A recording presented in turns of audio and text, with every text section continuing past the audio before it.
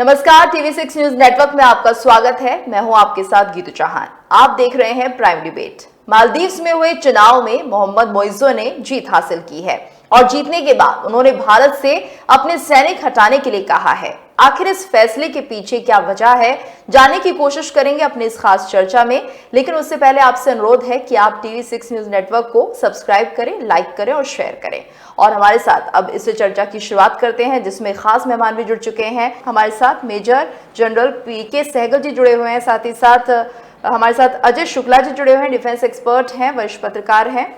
और आज चर्चा जिस तरह से हो रही है कि मालदीव में आखिर ऐसा क्या हुआ कि वहां से भारतीय सैनिकों को हटने के लिए कहा जा रहा है।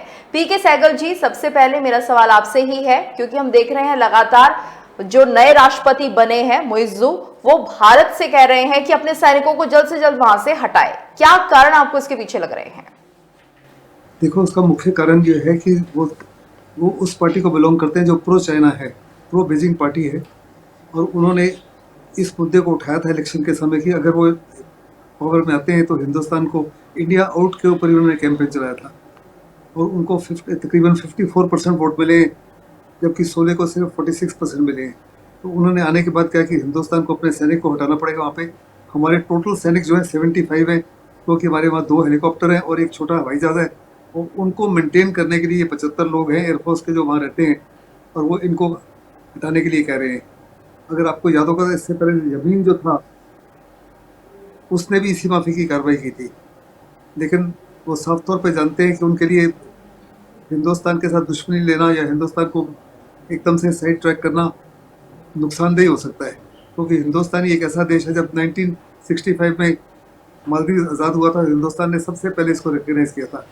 फिर जब इसके ऊपर LTT की तरफ से coup का खतरा था, उस समय भी हिंदुस्तान ने एक बटालियन को immediately within 24 hours Rajiv Gandhi ने भेज के मालदीव को LTT से बचाया।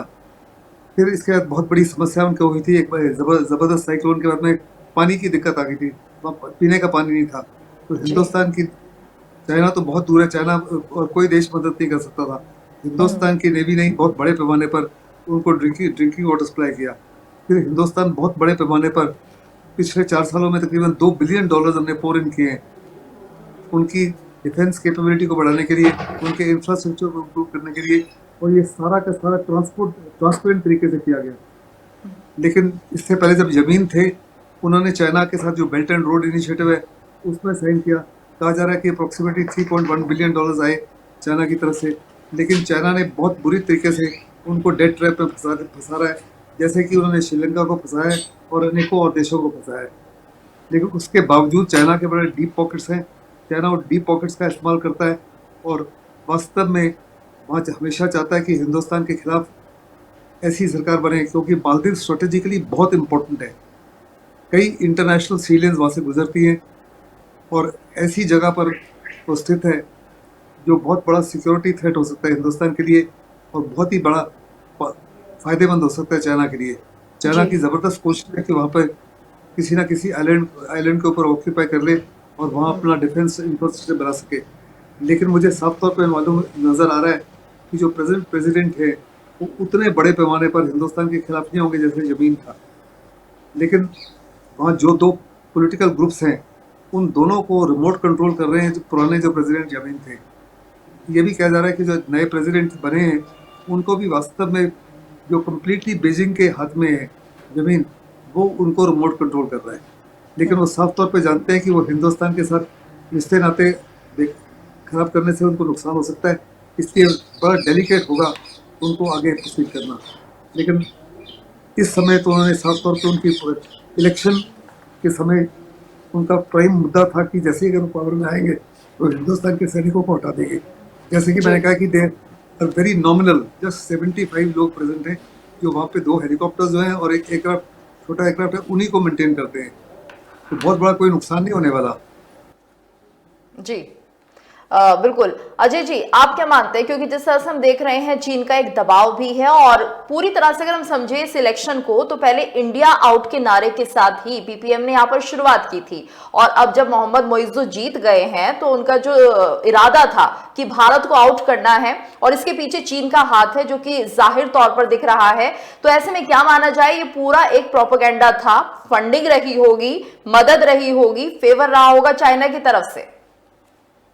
स्वाभाविक सी बात है। अभी जैसे मेजर सहगल बता रहे थे, बिल्कुल सही बता रहे थे, भारत ने बहुत मदद की है। और 1981 में जब उनके साथ व्यापारिक समझौते हुए और उनके साथ में तमाम प्रशासनिक और रक्षा के को लेकर के तमाम सारी चीजें हुई, जब उनके यहाँ दिक्कत आई और जिस तरीके से जनरल साहब ने बताया उसी तरीके से कि वहां पर जब अस्थिरता आई, 45 साल वहां पर जब निरंकुश हुकूमत रही, आपातकाल रहा, उस स्थिति में भारत ने किस तरीके से मदद की है, भारत ने चारों तरफ से उन्हें मदद की। उसके पीछे वजह भी है कि रक्षा के दृष्टिकोण से जैसा बताया बहुत ज्यादा महत्वपूर्ण है। हिंद महासागर का वो बहुत बड़ा भूभाग है और उधर का हिस्सा है जो सारे रास्तों को कनेक्ट करता है।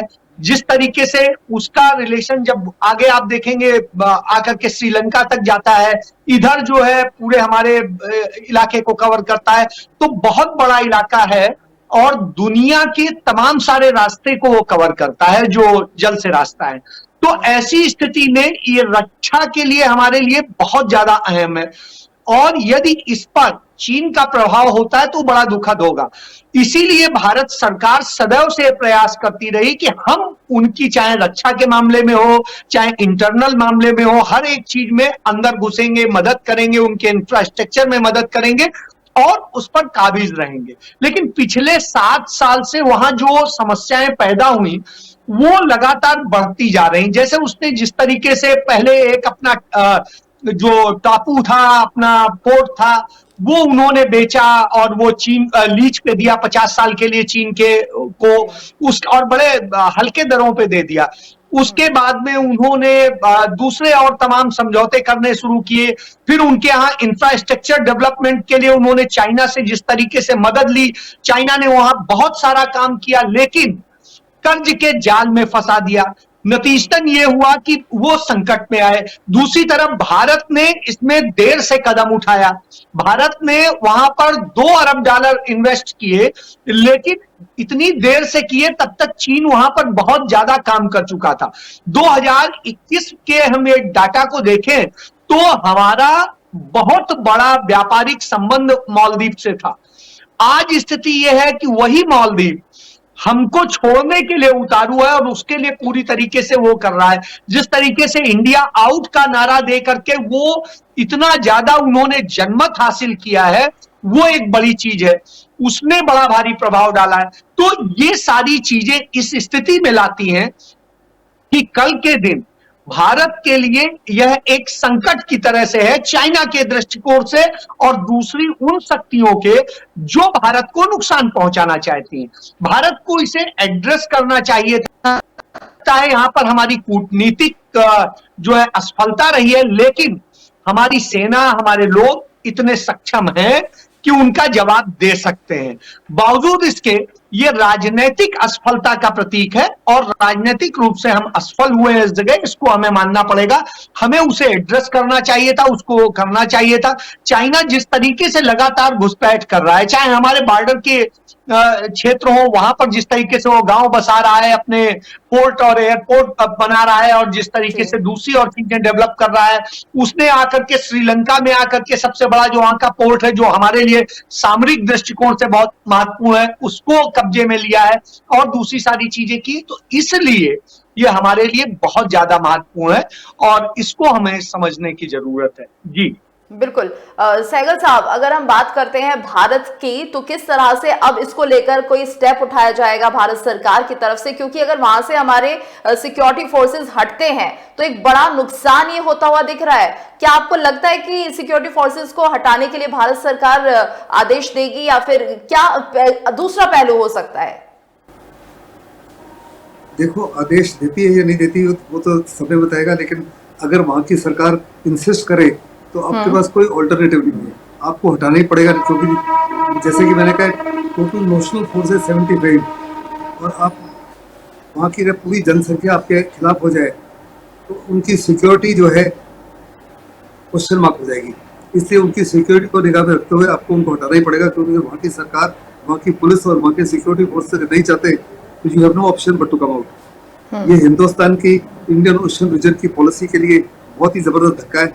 वास्तव में साफ तौर पर नजर आ रहा है कि हमारा इंडियन ओशन पॉलिसी एक किस्म से फेल हो गई है, लेकिन हम बहुत बड़े पैमाने पर तालमेल कर रहे हैं अमेरिका के साथ में और कुछ और वेस्टर्न नेशन के साथ में, जी जिनके लिए भी इंडियन ओशन रीजन जो है उसको फ्री रखना बहुत लाजमी है। और उनके माध्यम से, अमेरिका के वगैरह के माध्यम से बड़ा जबरदस्त प्रेशर डाला जा रहा है मालदीव के ऊपर कि अपने दृष्टिकोण में बदलाव करें और चाइना के इतना नजदीक ना जाए। जैसे कि मैंने कहा पहले चाइना ने $3.1 बिलियन पोर इन किया था, लेकिन जो इंफ्रास्ट्रक्चर क्रिएट किया है वो इंफ्रास्ट्रक्चर का मालदीव को कोई फायदा नहीं है। उन्होंने 2 आइलैंड्स को कनेक्ट किया जिसको कोई मतलब नहीं था, फिर उन्होंने उसका सिविल पोर्ट को एक्सटेंड किया, उसका भी उनको कोई फायदा नहीं हुआ, ना ही कोई टूरिस्ट में इजाफा हुआ है, टूरिज्म में ना ही किसी प्रकार से। सिर्फ उनको उनकी जो 40% टोटल रेवेन्यू है वो डेट रीपेमेंट पे जा रही है। तो इसलिए आने वाले समय में उनको साफ तौर पे नजर आना चाहिए कि उनकी जो डेवलपमेंट है, डेवलपमेंट नहीं हो सकती, क्योंकि जैसे कि मैंने कहा ऑलमोस्ट 40% उनका जो टोटल रेवेन्यू है वो डेट रीपेमेंट के लिए, और हिंदुस्तान ने उनको तकरीबन $2 बिलियन एक किस्म से मुफ्त में दिए, जबकि चाइना कम से कम 8% या 9% इंटरेस्ट लेता है। हमने जी और हर जो कार्रवाई हिंदुस्तान ने की और बड़े ट्रांसपेरेंट तरीके से की, और साफ तौर पे मालदीव्स को नजर आना चाहिए कि अगर कल उनको किसी प्रकार की दुविधा आई तो चाइना रिएक्ट नहीं कर सकता, चाइना उनको किसी प्रकार की एड नहीं दे सकेगा। Only country which is in the vicinity जो पावरफुल इनफ है, जो लार्ज इनफ है, वो हिंदुस्तान है। और अगर वास्तव में कल गॉड फॉरबिड कोई चाइना कुछ एस्टेब्लिश कर लेता है तो कल जंग के हालत में it will take the Indian navy less than 5 to 10 minutes to remove that. इसमें मेरे को कोई शक नहीं है कि अगर कल युद्ध होता है चाइना के साथ में या कोई इंडियन ओशन रीजन में चाइना के साथ कोई गड़बड़ होती है तो हिंदुस्तान के पास क्षमता है, काबिलियत है to remove Chinese assets in Hambantota, Chinese assets in Myanmar as well as Maldives in a matter of first few minutes of the war, क्योंकि हम किसी प्रकार से उनको वहां नहीं रहने देंगे जिससे हमारी सिक्योरिटी को कोई नुकसान हो सकता है। और वो चाइना भी शायद साफ तौर पे जानता है कि वो इतनी बड़ी वहां पे इतना बड़ा नहीं कर सकता, जहां मिसाइल नहीं ला सकता, क्योंकि वो साफ देश इवन नाउ मालदीव भी हिंदुस्तान को श्योर कर रहा है कि हम चाइना के तरफ तो बढ़ रहे हैं, उनसे इंफ्रास्ट्रक्चर डेवलपमेंट के लिए एड लेंगे, उनसे दोस्ती का बढ़ा रहे हैं, लेकिन हम आपकी सेंसिटिविटी और आपकी सिक्योरिटी को नजरअंदाज नहीं करेंगे। ये बहुत बड़ा शिफ्ट है जमीन के समय से। जमीन आपकी सेंसिटिविटी और आपकी सिक्योरिटी को नजरअंदाज कर रहा था, तो प्रेजेंट गवर्नमेंट ने वास्तव में हिंदुस्तान को श्योर कर रहे हैं, अमेरिका को श्योर कर रहे हैं कि किसी भी हालत में हिंदुस्तान की सिक्योरिटी को और हिंदुस्तान की सेंसिटिविटी को ये सरकार नजरअंदाज नहीं करेगी। और हमने बड़े पैमाने पर अपनी एक्सटर्नल पॉलिसी को, फॉरेन पॉलिसी को तब्दील करना पड़ेगा to ensure that we defend Maldives and all the territories जो इंडियन ओशन रीजन में है। जितनी भी पेरिफेरल स्टेट्स हैं, हिंदुस्तान का बहुत बड़े पैमाने पर कोशिश रही है, बहुत look east and look west policy, कि हिंदुस्तान के जितने भी पेरिफेरल नेशंस हैं इंडियन ओशन के, उनको हिंदुस्तान अपने साथ दोस्ताना रिश्ते उनसे कायम करे। और इसमें हमारी मदद बाहरी देश भी कर रहे हैं, ऑस्ट्रेलिया भी कर रहा है, अमेरिका भी कर रहा है, फ्रांस भी कर रहा है, जर्मनी भी कर रहा है, और इनके बड़े सारे बेसिस वहाँ पर हैं। ये सही बात है कि चाइना ने हिंदुस्तान को हर प्रकार से बाय लैंड एंड सी घेरा है। हमारी जो मौजूदा सरकार है उसकी भी इसी माफिक पॉलिसी के चाइना को भी एक किस्म से रिवर्स स्ट्रिंग ऑफ पल्स कायम किया जाए, इंडोनेशिया के माध्यम से, वियतनाम के माध्यम से। वो जो हमारे 2-3 नेशंस हैं सेंट्रल एशियन रिपब्लिक्स में, उनके अंदर हमने बड़े एयर बेस, ये मंगोलिया के माध्यम से, क्योंकि हर खेल में 2 खिलाड़ी हैं। ये सरकार साफ तौर पे चाइना को बता रही है कि अगर आपने कुछ गड़बड़ की तो हम भी आपके खिलाफ किसी माफी की कार्रवाई कर सकते हैं। आप जानते हैं कि हमने मालदीव्स को फिलीपींस को ब्रह्मोस मिसाइल दिए, उसी माफिक ब्रह्मोस मिसाइल हमसे इंडोनेशिया मांग रहा है, वियतनाम मांग रहा है। और अगर हम वियतनाम को वो मिसाइल देते हैं तो पैरासल आइलैंड को बड़ी आसानी से बर्बाद कर सकते हैं। वियतनाम से बीजिंग या शंघाई है केवल 150 किलोमीटर है, और अगर हम उनको 295 किलोमीटर की ब्रह्मोस मिसाइल भी देते हैं तो बहुत बड़े पैमाने पर वो बीजिंग और शंघाई को नुकसान दे सकते हैं। इस समय तक हमने ये मिसाइलें नहीं दी थी क्योंकि पिछली सरकार जो थी हमेशा डरती थी कि अगर हमने इस माफी की मिसाइल दी तो चाइना का क्या रुख होगा। ये सरकार ने चाइना को साफ तौर पे कह दिया कि आपने हर प्रकार से हमारे नेबर्स को इक्विप किया है, उनको वेपनाइज किया है। पाकिस्तान को अपने हर प्रकार के मिसाइलें दिए, हवाई जहाज दिए, बख्तरबंद गाड़ियाँ दिए, टैंक्स दिए हिंदुस्तान को बर्बाद करने के लिए। तो हम अपनी डिफेंस के लिए सब कुछ वो कर सकते हैं जो आप कर रहे हैं। साथ ही साथ चाइना को क्लियर सबक सिखाने के लिए अभी समय आ गया कि हिंदुस्तान जो है एटलीस्ट किस सम प्रकार के डिप्लोमेटिक रिलेशन कायम करे ताइवान के साथ में, और ताइवान के साथ में ज़्यादा ट्रेड रिलेशन कायम करे, जिससे चाइना को साफ तौर पर नजर आएगा कि ये एक तरफा लड़ाई नहीं है। हिंदुस्तान में भी हिम्मत है, दम है उनको उन्हीं की भाषा में जवाब देने का। बिल्कुल। अजय जी, अगर ऐसा होता है कि हमारे जो सैनिक हैं वो वापस हिंदुस्तान आ जाते हैं मालदीव से, तो साउथ में हम किस तरह से इंडियन ओशियन में किस तरह से जो अपनी सुरक्षा है उसको और ज्यादा मजबूत कर पाएंगे ताकि जो भी असर पड़ने वाला है आने वाले समय में वो कम हो जाए या ना पड़े? नहीं, देखिए, जिस तरीके से जनरल साहब ने कहा, मैं उस बात से सहमत हूं कि हमारी सेना में कहीं कमी नहीं है। प्रॉब्लम कहां है कि हमारी जो फॉरेन पॉलिसी है, तो एक्सटर्नल अफेयर पॉलिसी में हमें अपने आप को करना पड़ेगा और इसमें हमें अपने कूटनीतिक रिश्तों को सुधारना होगा। ये बिल्कुल सही कह रहे हैं। ये कोई कंट्री नहीं चाहता है तो उनके यहां आप अपने सैनिक कैसे रख सकते हैं या उनके यहां आप कुछ कैसे कर सकते हैं? तो वो रिलेशन बनाना गवर्नमेंट का काम है, वो आर्मी का काम नहीं है। आर्मी अपना काम पूरी कर रही है। यहां प्रॉब्लम क्या है, आप देखिए, हम लगातार चाइना को जवाब देने से डर रहे हैं, और मैं डर शब्द इसलिए इस्तेमाल कर रहा हूं क्योंकि अब तक जितने बार चाइना ने जो किया है, जनरल साहब सामने बैठे, कभी भी शांति काल में चाइना के लोगों ने हमारे बॉर्डर पे या हम लोग जहां पर भी मीटिंग हुई है, कहीं पर भी ऐसा नहीं हुआ कि इस तरीके से हमारे 20 सैनिक मार दिए गए हों या 10 सैनिक मार दिए गए हों। ये सारी युद्ध के दौरान होते हैं, बैटल में होते हैं। अब जब वो नहीं था उस दौरान ये हो रहा है, हमने उसका वाजिब जवाब नहीं दिया बल्कि हमने उसे ढकने की कोशिश की। जो उन्होंने हमारे यहां घुसपैठ की उसे भी हमने ढकने की कोशिश की। उन्होंने जिस तरीके से, आप देखिए, बिहार में नेपाल के जो रेंजर्स थे या उनके जो आर्मी के लोग हैं जो बॉर्डर पे रहते हैं, उन लोगों ने गोलियां चला करके 5 किलोमीटर कब्जा किया। हमने उस पर जवाब नहीं दिया और नेपाल आज लगातार अपने रिलेशन जो है चाइना के साथ बेहतर करता जा रहा है। भले ही उसकी बर्बादी हो रही है लेकिन उसके बावजूद हम उसे रोक नहीं पा रहे हैं। हम श्रीलंका को इतनी सारी स्थितियों के बाद भी रोक नहीं पा रहे हैं। हम बगल में वर्मा को रोक नहीं पा रहे हैं। इवन भूटान जो हम पर ही पूरी तरह डिपेंड था, आज हम उसमें भी देख रहे हैं, बदलाव देख रहे हैं। तो ये बदलाव लगातार हो रहा है।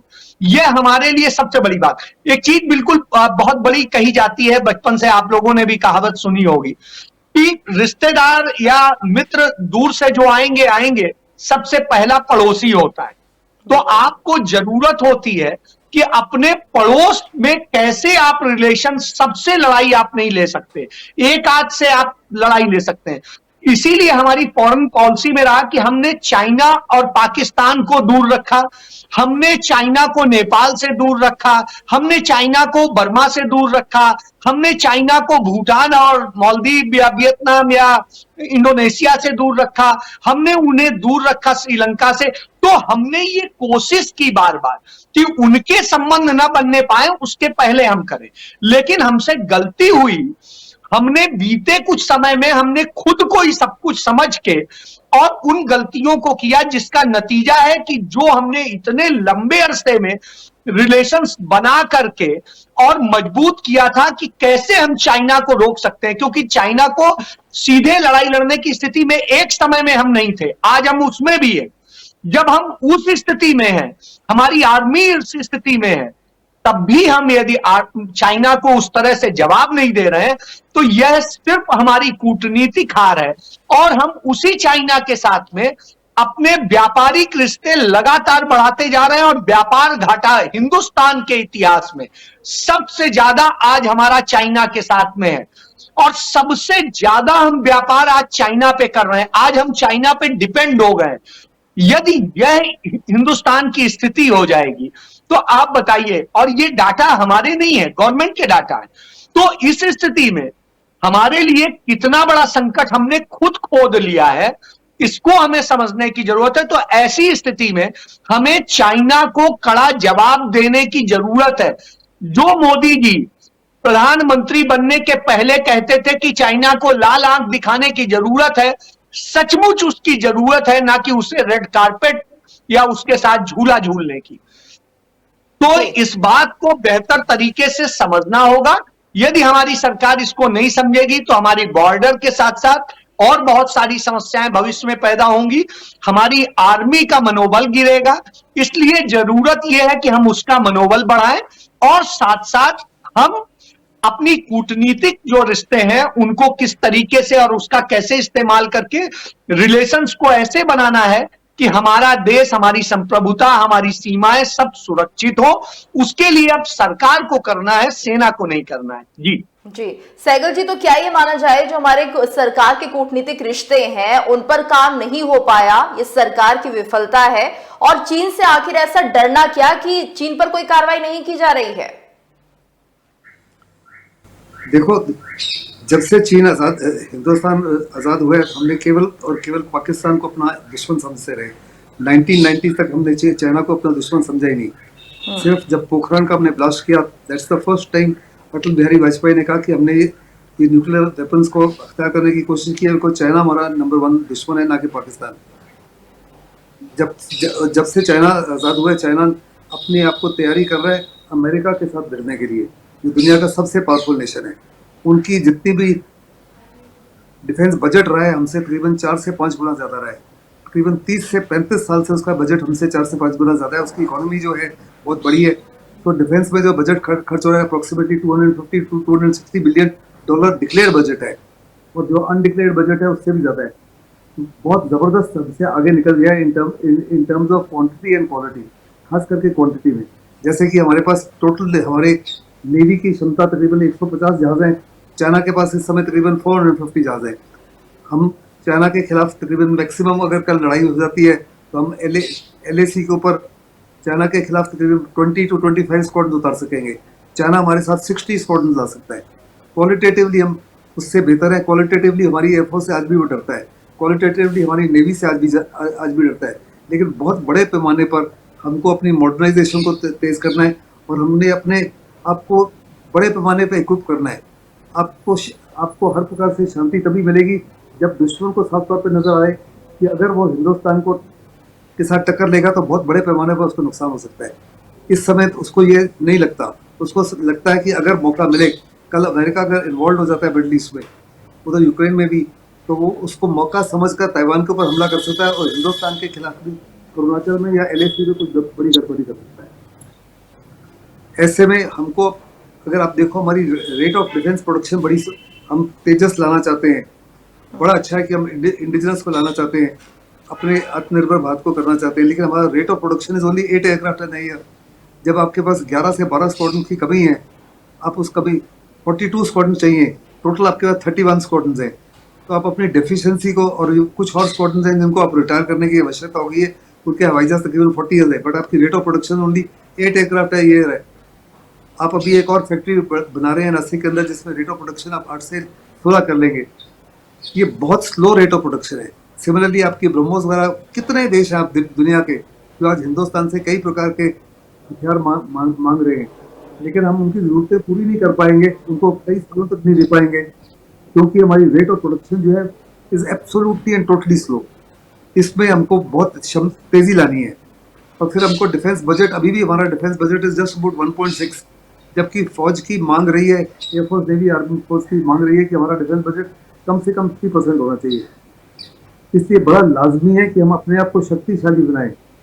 और दूसरा, इन्होंने साफ तौर पर कहा है कि हमारी जो फॉरेन पॉलिसी रही है उसमें हमारा बिग ब्रदर एटीट्यूड रहा है, और बिग ब्रदर एटीट्यूड रहा खास करके UPA के समय। और लेकिन प्रेजेंट गवर्नमेंट ने बहुत कोशिश किया उसको बिग ब्रदर एटीट्यूड को में तब्दीली लाने के लिए, लेकिन उतनी कामयाबी नहीं मिली। जो साफ तौर पर नजर आता है कि उतनी कामयाबी नहीं मिली। जिसमें मालदीव इस माफी की कार्रवाई नहीं करता, भूटान उस माफी की कार्रवाई नहीं करता, श्रीलंका या नेपाल उस माफी की कार्रवाई नहीं करते जिस माफी की कार्रवाई कर रहे हैं। तो हमको अपनी फॉरेन पॉलिसी में काफ़ी बड़ी तब्दीली लानी चाहिए। Only good friend of ours जो आज है बांग्लादेश है, और बांग्लादेश में इसीलिए है कि वहाँ की जो प्रधानमंत्री हैं वो हिंदुस्तान के ऊपर it's a one person show. वो हिंदुस्तान के उनकी केमिस्ट्री मोदी जी की केमिस्ट्री से मिलती है। कल अगर वहाँ सरकार बदली हो जाए तो वहाँ भी एंटी इंडियन पॉलिसीज आ सकती है। इसलिए बहुत लाजमी है कि जल्द से जल्दी अपना जो ब्रिक ब्रदर एटीट्यूड है उसको शेल्व करें और दूसरों को एज इक्वल पार्टनर एक्सेप्ट करें। जी बिल्कुल। अजय जी, मोहम्मद मोइज़ो ने यह भी कहा है कि भारत के साथ जो समझौते किए थे पिछली सरकार ने, उनको एक बार फिर से देखा जाएगा, उनकी समीक्षा की जाएगी। यानी कुल मिलाकर ये माना जाए कि जो समझौते पहले हुए होंगे उन पर भी विचार होगा और ये संभव है कि इन समझौतों को नकारा जाएगा या फिर किसी भी तरह से इसकी समीक्षा करके भारत से कोई संबंध ना रखने की बात कही जाएगी। आप क्या मानते हैं? देखिए गीतू जी, ये तो संभव नहीं है कि कोई हमें इग्नोर कर दे या हमसे संबंध न रखे। हाँ, ये हो सकता है कि उतने अच्छे संबंध हमारे न रहे। आप एक चीज देखिए, एक इतिहास को देखिए। हमारी सेना की बात जो है वो अलग है, जो कमियां हैं जो जिन्हें हमें करना है वो बातें बताई जनरल साहब ने, मैं इसी पे जोड़ता हूं। आप देखिए, हमने सिक्किम चाइना से छीना और वो हमने कोई सेना का एक पार्ट था, सबसे ज्यादा था हमारी कूटनीति और उसके बूते हमने जीता। सेना भी हमारी थी, सेना का योगदान था, लेकिन कूटनीति बड़ा चीज थी। इसके बाद में हमने अपनी सेना के बूते चाइना को नाथुला में हराया। हमने वो बहुत सारी चीजें तो हमने, और उसके बाद हमने कूटनीति के सहारे उसको युद्ध में नहीं बदलने दिया। तो ये एक बहुत ही, जब राजीव गांधी प्रधानमंत्री थे उस समय भी हमने देखिए एक लड़ाई जीती चाइना से, लेकिन फिर वो छोटी छोटी हमने लड़ाइयां जीती और उसे बड़ी लड़ाई में तब्दील नहीं होने दिया कूटनीति के कारण। आज भी जरूरत यही है। क्यों वो हमारे साथ बदलाव करना चाहता है, क्यों आना चाहता है? क्योंकि नाराजगी है कुछ चीजों को लेके, कि जिस तरह से उनका यह मानना है कि हमारे यहां जासूसी कराई जा रही है, उनकी बहुत कुछ किया जा रहा है। तो ये सारी चीजें अविश्वास पैदा करती हैं। आपको अपने पड़ोसी देशों से अविश्वास पैदा करने की बजाय उनके साथ मजबूती। जब से मोदी सरकार आई है, यह एक बहुत बड़ी असफलता है कि हमने अपने तमाम पड़ोसी देशों के साथ में जिस तरीके से अविश्वास की धारणा बनाई है वो हमारे लिए खतरनाक है और भविष्य के लिए खतरनाक है। रही बात बांग्लादेश की, तो बांग्लादेश जिस दिन से पैदा हुआ उस दिन से ही वो भारत के साथ रहा है और वो भारत के प्रति कृतज्ञ रहा है, वो सदैव भारत के साथ खड़ा रहा है। और आज उसके और भारत के व्यापारिक रिश्ते इसलिए हैं क्योंकि भारत बहुत से वहां पर बहुत कुछ जाता है और वहां से बहुत कुछ आता है। आज हमारे बनारसी साड़ियों का उद्योग खत्म सा हो गया है क्योंकि बनारसी साड़ियां आज बन के आ रही हैं बांग्लादेश से। तो मैं ये उदाहरण के लिए दे रहा हूं, इसलिए बांग्लादेश की बजाय हमको इसको देखना चाहिए कि सामरिक दृष्टिकोण से और कौन कौन से हैं। तो उस स्थिति में ये जितने देश हैं हमारे पड़ोस में हैं छोटे छोटे, जिन्हें हम काबू कर सकते थे विभिन्न तरीके से। आप देखिए, यूपीए सरकार के दौरान मालदीव को हमने 2 जहाज दिए, हेलीकॉप्टर दिए और चीजें थी, और उस स्थिति में उनके साथ में हमने किस तरह से रिलेशन को किस तरह से बनाया, उनकी जरूरतों में साथ दिया। उसी नरेंद्र मोदी सरकार में भी एक विमान दिया गया, $2 अरब का वो दिया गया, मदद दी गई। उसके साथ साथ हमने उन्हें पानी दिया और बहुत सारी चीजें दी, लेकिन हमने कूटनीतिक रिश्ते मजबूत नहीं बनाए। हमने उन्हें इस तरह नहीं बनाया कि जिससे हम अपने आप को सुरक्षित महसूस करा सकें। यह हमारी असफलता रही है। हमारी असफलता कहीं सैन्य स्तर पर नहीं रही। सेना ने हमारी बहुत मजबूती से पूरी दुनिया को संदेश दिया है। रही बात जो कमियां हैं इक्विपमेंट्स की और उनको पूरा करने के लिए सरकार कर रही है, लेकिन जिस स्पीड में करना चाहिए, जैसा जनरल साहब ने कहा, जो उसके लिए साधन देने चाहिए वो हम नहीं दे रहे हैं। उसके लिए हम कोई एक साम्यक तरीका नहीं अपना रहे हैं। हम वो पैसा तमाम पूंजीपतियों पे तो लगा रहे हैं, लेकिन हम अपनी सेना पे नहीं लगा रहे हैं। हम सेना को प्रचार के लिए लगाने को तैयार हो गए हैं। हम प्रचार में डिफेंस पे अभी हमें और खर्च करना पड़ेगा अपनी सुरक्षा के लिए, साथ ही साथ जो हमारी फॉरेन पॉलिसी है, कूटनीति है, उस पर विचार करना पड़ेगा, तब जाकर हम इस समस्या का समाधान निकाल पाएंगे। बहुत बहुत शुक्रिया आप दोनों का हमारे साथ इस चर्चा में जुड़ने के लिए। Thank you very much. और इसी के साथ इस खास पेशकश में इतना ही, लेकिन आपसे अनुरोध है कि आप TV6 न्यूज नेटवर्क को सब्सक्राइब करें, लाइक करें और शेयर करें।